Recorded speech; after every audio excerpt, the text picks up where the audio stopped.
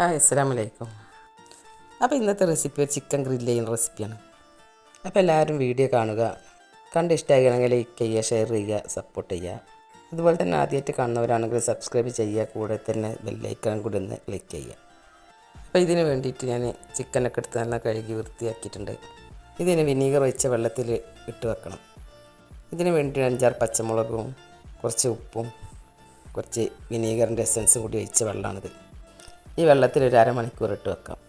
ചിക്കനിൽ മസാല പിടിക്കാൻ വേണ്ടിയിട്ട് നന്നായിട്ട് കത്തി കൊണ്ട് നേരെ കുത്തി കൊടുക്കണം. ഇനി ഇതിലേക്കൊരു മസാല ഉണ്ടാക്കണം. ഇതിന് വേണ്ടിയിട്ട് 10-12 കാശ്മീരി മുളകും ഒരു 5-8 സാധാ മുളകും കൂടി എടുത്തൊന്ന് പൊടിച്ചെടുക്കാം. അതിനുശേഷം ഒരു 5 പച്ചമുളക് ഇട്ട് കൊടുത്തിട്ടുണ്ട്. ഒരു 2 കുടം വെളുത്തുള്ളി, ഒരു കഷ്ണം ഇഞ്ചി കൂടി ഇട്ട് കൊടുത്തിട്ടുണ്ട്. കുറച്ച് മല്ലിയില ഇട്ട് കൊടുത്തിട്ടുണ്ട്. കുറച്ച് ഗരം മസാല പൗഡറും കുറച്ച് പെരിഞ്ചീരകം ഇട്ട് കൊടുത്തിട്ടുണ്ട്. ഇനി 1 ടീസ്പൂൺ മഞ്ഞൾപ്പൊടി ചേർത്ത് കൊടുക്കാം. 1 ടേബിൾ സ്പൂൺ മല്ലിപ്പൊടി ചേർത്ത് കൊടുക്കാം.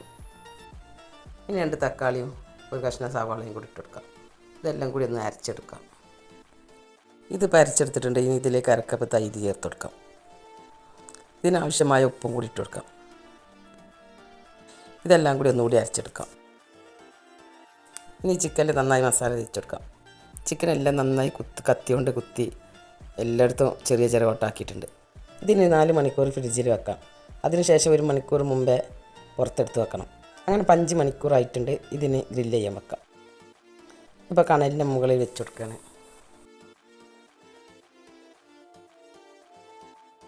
ഇപ്പോൾ അതെല്ലാം നിരത്തി വെച്ചിട്ടുണ്ട്.